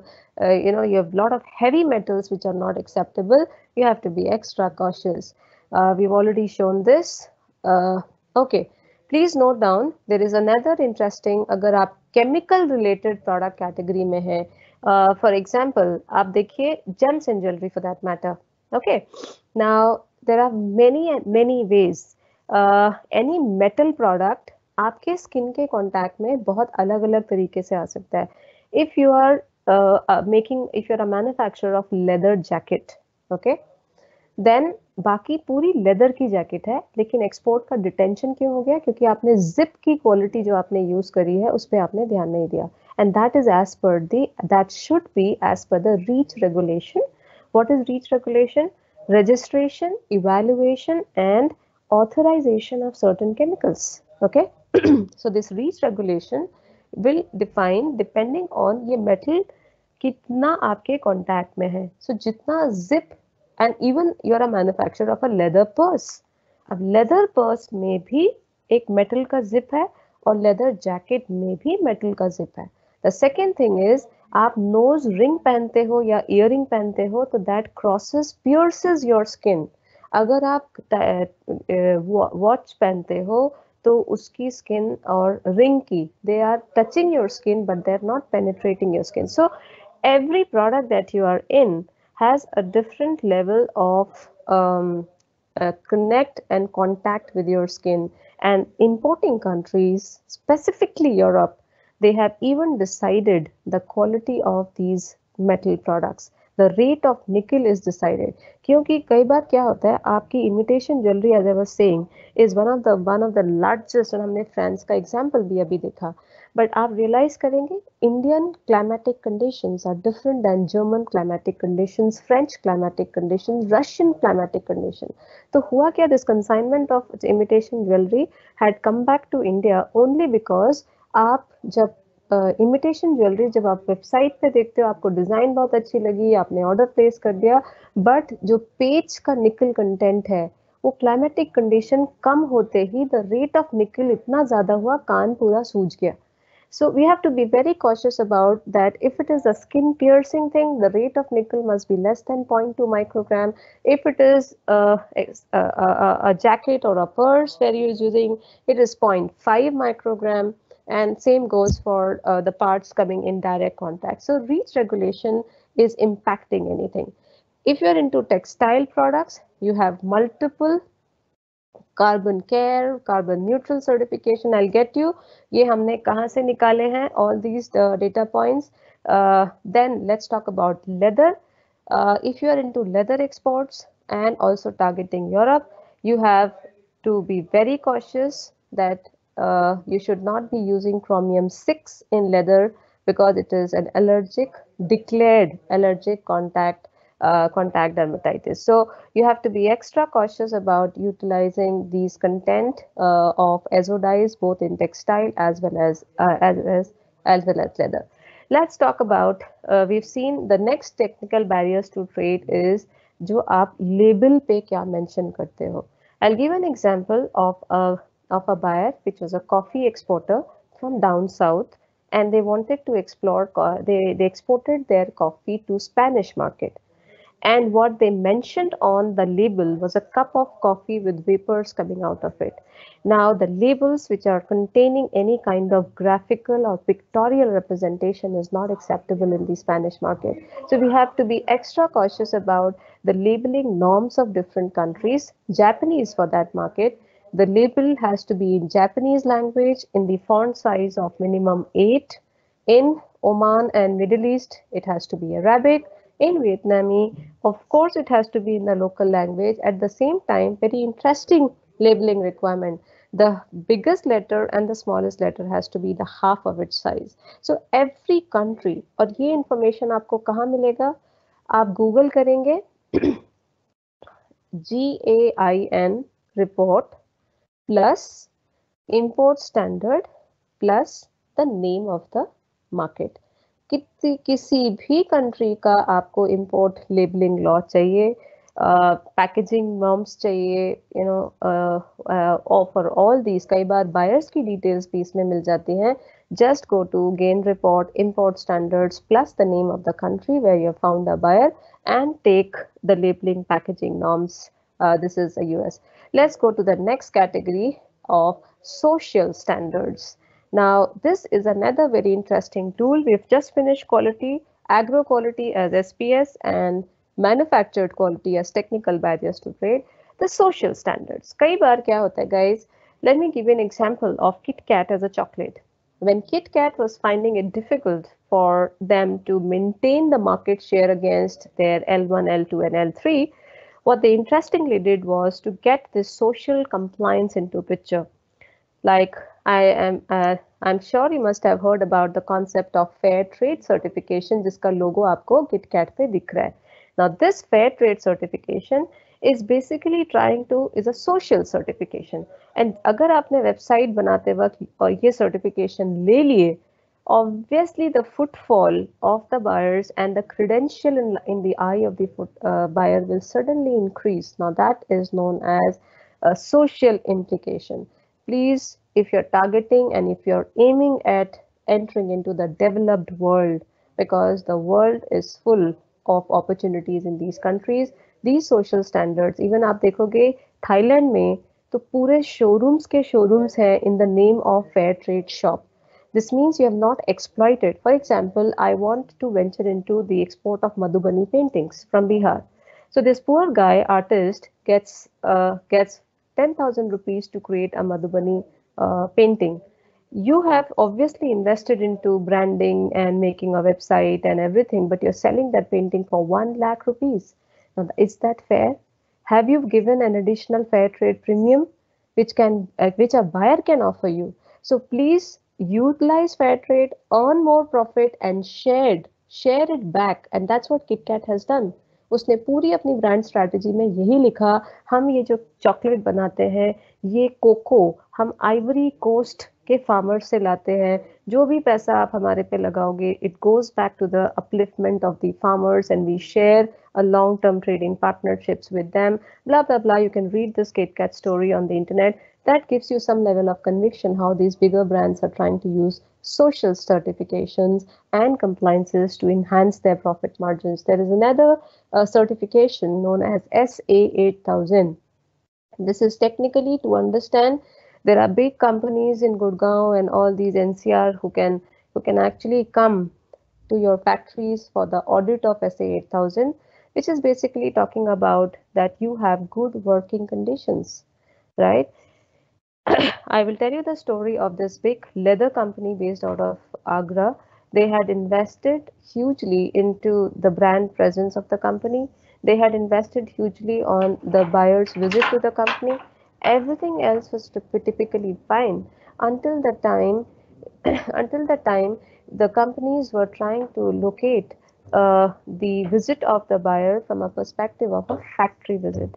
Now, this particular factory visit was completely off the track of SA8000, opposite, because the working condition was so pathetic in the leather unit that the entire order that the company gained and during the trade fair got cancelled only because, and he demanded that I will not venture into your business until you have an SA8000 standard. So these are real life examples.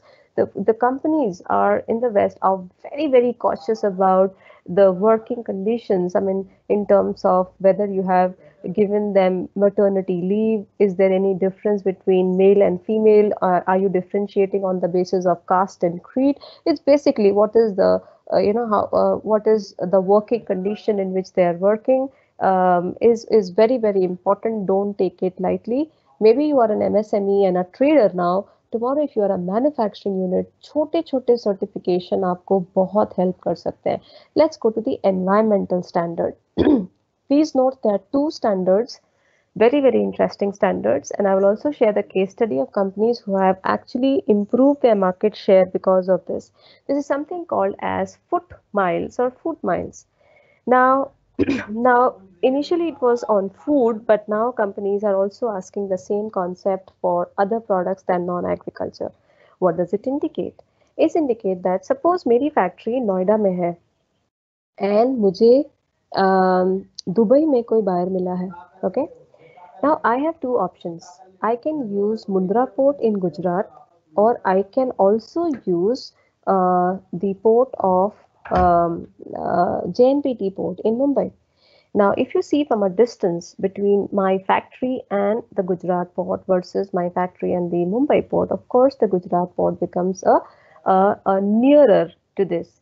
Now, I need to understand and give this explanation to my buyer. It is not mandatory, guys, but please remember these are certain concerns that the global world is talking about from a concept of carbon footprint. That in the pursuit of trading between two countries, if you are not ensuring your buyer that you have used the shortest distance, that is where you will lose the market share and the buying orders. आपको समझ ही नहीं आएगा कि आपने website पे इतना अच्छा website बनाया, इतना सोशल मीडिया मार्केटिंग में आपने खर्च किया, डिजिटल मार्केटिंग सीख लिया, फिर भी फुटफॉल क्यों नहीं हो रहा आपकी वेबसाइट पे? बिकॉज आपने कुछ अच्छा लिखा ही नहीं है to attract the attention of these. Right, I am SA 8000, I am fair trade, I am technology compliant, I am TBT compliant, I am foot mile compliant. I know I understand these compliances. At least that can be done. So shorter shipping distance will become a competitive advantage, more so in the post-COVID scenario when people are very, very bothered. There are a lot of these, global startups which are coming in the domain of transportation optimization. कि आपकी factory is the starting point and Dubai का buyer is the final destination. So how do you actually do the maximum optimization of your transportation? So these are all Gobasco. This is an agri supply chain, but in a normal, a lot of these logistics companies will also guide you for the shortest distance because they understand reputed shipping lines, understand reputed logistics carriers, understand the concept of foot miles company. Don't be penny wise, pound foolish. The next very interesting environmental compliance is the concept of water footprint. You know, Indian leather पहले इतना अच्छी तरह दिखता था. Indian agricultural products like rice, Indian, I will not again name the brand, गुलाब जल का पूरा market खत्म हो गया. No, quality is not the concern. पर जहाँ से मैं गुलाब जल बनाता हूँ, जहाँ से मैं रोज कलेक्ट करता हूँ, Indian roses are cultivated in 5 times more water than what China utilizes. So the next world war is expected to be on water, right?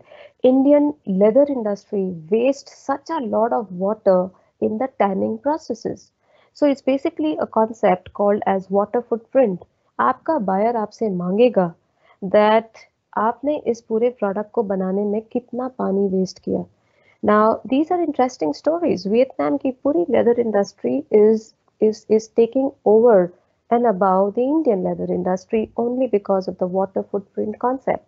Now, why I'm telling you all this is India में जो technically निर्यात बंधु certificate program के जो audiences होते हैं, they're export startup aspirant. So in the pursuit of that, उनकी नजर में एक ही चीज होती है that you source a product very cheaply and put it on a website very interestingly and earn a margin out of it. The world has moved beyond that concept of trading. So you have to actually understand that what will sell is not what you showcase on your website. What will sell is what you explain to your buyer, and that is in sync with what is a priority to your buyer. So more than the design, it is the ethics that is important for him. More than the design and the price, it is maybe, like for example, let me show you the case study of Nike. Nike as a shoe, they came out with a new brand called Considered Design, and they've written such an this is 5 times a normal shoe price, but the West is crazy for this. India में तो इन्होंने launch भी नहीं किया because we will not appreciate, we are a price sensitive market. So this line have utilizes a material that is found within 200 miles of your factory. This means आपने sourcing करते वक्त water foot mile का ख्याल रखा. इन्होंने पूरा manufacturing processes बदल दिया, which reduces the solvent used by 80%. The leather is used in a factory which is using, recycled wastewater. The rubber that they're using is coming from a recycled factory waste. Now the hemp and polyester पूरा design ही change कर दिया जिसमें adhesive का use कम होगा, and that is selling like hell. So we have to understand, guys, where are we coming from an environmental concept. Let's talk about technology in 5 minutes time, where you will say technology. मैं तो IT products में deal नहीं करता हूँ, मैं तो leather का jacket manufacture करता हूँ, मैं तो I am into agriculture product, I am into chemical product, but technology is everywhere. So there's an act called as Unfair Competition Act of US, guys. It is called as technology compliance, which basically talks about if you are sending an email to your buyer in US, and that computer from which or laptop from which you are sending an email is found to have a pirated version of the software. अब आप चाहे chemical exporter हो, चाहे leather exporter हो, you will use a laptop to communicate with your foreign buyer. If this foreign buyer is sitting in US, his company will be sued if he is found to do business with their technology legal compliant companies across the world. This means it will be a violation of a company or an importer sitting in the US market to do business with any other foreign buyer who is not a UCA compliant. Now you will say that, ma'am, ये तो US के लिए है. I mean, I am a supplier of Japan. I am a supplier to Dubai market. But even a Japanese guy, for example, the Japanese के बहुत सारे auto components India से जाते हैं for Japanese cars. So they had requested the Indian government to ask the Indian auto component suppliers to understand what this technology compliance is, because they will buy auto components from me. They will use it in manufacturing their cars, and that cars is finally going to the US. It becomes the responsibility of the final value-added product manufacturer to ensure that the raw material जहाँ से आ रहे हैं, that is also UCA compliant. So the only thing is, guys, that by one simple thing that आप just laptop से communicate कर रहे हो, please never use a pirated software versions on that laptop. At least उतना तो कर सकते हो, right? So that's all about, because there's a wide global piracy in 2020. Now China was the highest, Russia, United States, India is fourth. So please understand and that we have to be extra cautious about this piracy whole concept. If we work individually on these companies and understand these issues, I can actually gain a better market share against my L1 and L2. Okay, and therefore I also have to be cautious about the country of origin. That if I am the value added, I source आज की तारीख में हम बहुत सारे raw material China से source करते हैं, तो आप जिस कंपनी से सोर्स कर रहे हो उससे यूसीए का आप बोलना, if you are UCA compliant, only then I'm going to source this product from you. Because if I'm using a raw material and you are a non-compliant company, then I am a manufacturer of a final product to be sold to the US. The onus of the UCA compliance comes to you as an Indian company. So beware of sourcing. And finally, we talk about ethical standards before we finish this class. Ethical standard mein, there is a website, please note kar lijiye. This website is traceinternational.org. It's a globally recognized anti-bribery business association, right? And association and leading provider of third-party management solution. Now, please understand, इस website की certification से आपको फायदे हो सकते हैं. What are the benefits that you get? If you have a trade certificate, and again that is a very beautiful brand story, your credibility established, that you have done audit about your financial statements, that आपकी किसी भी पुराने buyer के साथ कोई issue नहीं चल रहा है, you are an ethical company, आप ब्राइब नहीं देते हो, आप लोगों का पेमेंट टाइम पे कर देते हो, आपके माल में किसी का कोई, so this is basically an anti bribery concept, and it's basically a check for your authenticity. Post COVID, again this will become a very important thing, because आप face to face नहीं मिल पाओगे, and the buyer will always have this will have an issue that what are the ethical standards of this particular company. So visit traceinternational.org and try and get these issues on board. Finally, it is the IPR compliance, guys. IPR compliance is also an interesting compliance that you have already seen. Please refer to the earlier session of IPR protection for MSMEs. वो session हमने इस perspective से लिया था जिसमें अगर आप एक नया ब्रांड लॉन्च कर रहे हो तो आपको ट्रेडमार्क की ज़रूरत पड़ेगी, आप आपका आइडिया कहीं कोई कॉपी ना कर ले. You have to understand the industrial design concept, the copyright concept, how to use geographical indication as a marketing tool, and trademark while making it. So I'm quickly giving you in 2 minutes time, I'm quickly giving you an example that आपका जो trademark है वो किस किस कारण से हट सकता है. Never try to copy any internet research, and getting ideas from internet for your brand name is pretty fine, but the spelling should not be the same, the syllable should not be the same. So this is a very interesting case of a coffee drink as a new brand of Frappuccino, and Starbucks Frappuccino, and this is a new brand case of Fredicino. So the last case, CCINO, was a copy, although the name was different, and that was actually hampering Starbucks market presence, and they lost the case. So कोई भी नाम आप रखते हो, please take care of any kind of degree of resemblance between any kind of syllable, the name, the spelling, with any prominent brand. So I'm giving you the case. Startup तो बहुत फंसते हैं इसमें, मैं आपको बड़े cases बता रही हूँ. This was an American Eagle versus Pantaloon. American Eagle outfitters have this eagle and Pantaloon की छोटी सी bird, and they said this concept of giving a freedom on making this is that concept as a word is copied, and that was a big case of degree of resemblance again between the marks. This was Gap, who has sued the Indian apparel companies for trademark violation. They've started working on Gap India, Gap 2. All these logos were again the similarities in nature, character, and performance of goods of the rival traders. This was also phonetic resemblance. Like IKEA ने एक Bangalore based startup है, उसने IKEA I Global लिखा, IKEA Communication, because IKEA and IKEA had phonetic resemblance, and that is the reason the allegation was being made by such a big brand. Avoid these things. This was a South Korean Louis Vuitton versus Louis Vuitton. This was a South Korean fried chicken restaurant, and they recently has lost a trademark battle with a designer Louis Vuitton brand. So this is a normal small thing, small Korean restaurant, but again you have to take care. Again, there's a big PayPal versus Paytm.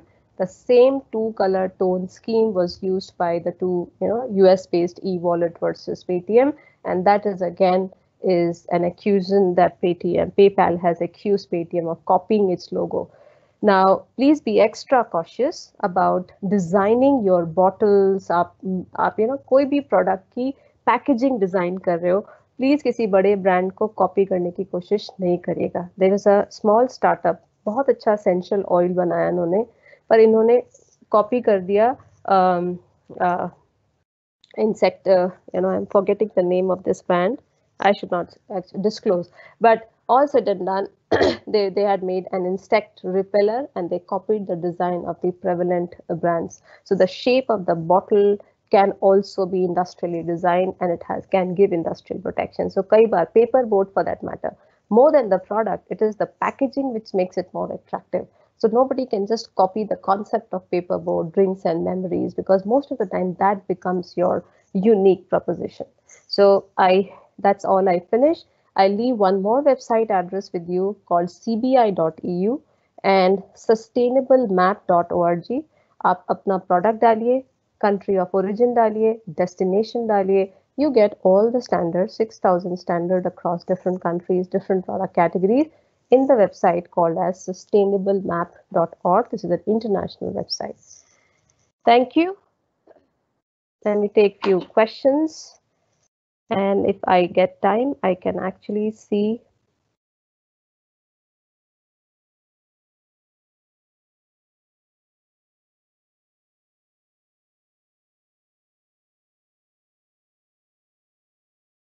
So I think there are no questions.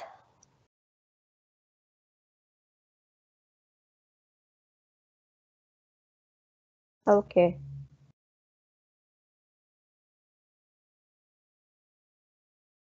I think these recorded lectures are on YouTube, so I think you can obviously refer to these lectures, and I think you can get hold of all the presentations as well. So I think that's all. Okay, I will see your email, Mr. Tarakante. I will have a look at your email. You are into Drift Overseas, and they're looking for product selection and buyer finding. Okay, okay. We have 2 minutes time, guys. So I would like to show you this website called. This is cbi.eu. This is the website by the Ministry of Foreign Affairs in Netherlands, and they are basically, CBI stands for Center for Promotion of Imports from Developing Countries. And you can click on market information. You have all kind of product categories here. So for example, this is horticulture, agriculture products. Then this is apparel, it has spices, it has home decor, and say for example, home textile.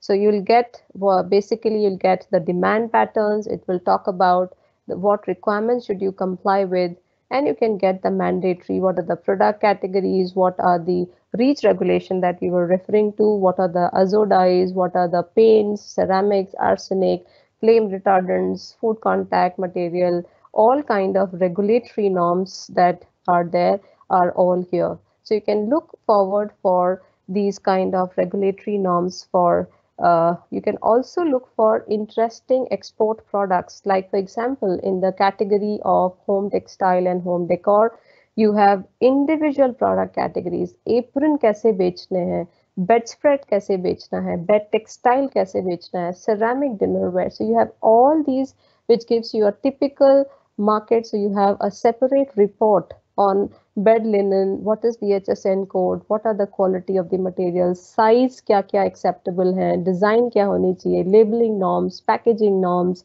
which European market will offer you opportunity for table linen, size of the customer demand and the market. So I think this is a very interesting website which gives you the buyer's requirement, the compliances, and basically all kind of import regulatory norms and the opportunities. It also to a certain extent talks about the distribution channels. What are the market channels that you should be using to enter the European market? How do you actually design your e-commerce platforms to work on on this? What are the basic trade associations and fairs that you can technically look forward to enter that market? So I think that's all from my side. If you have any further questions, you can please write back to us. I could not get your question. What about HT? So thank you.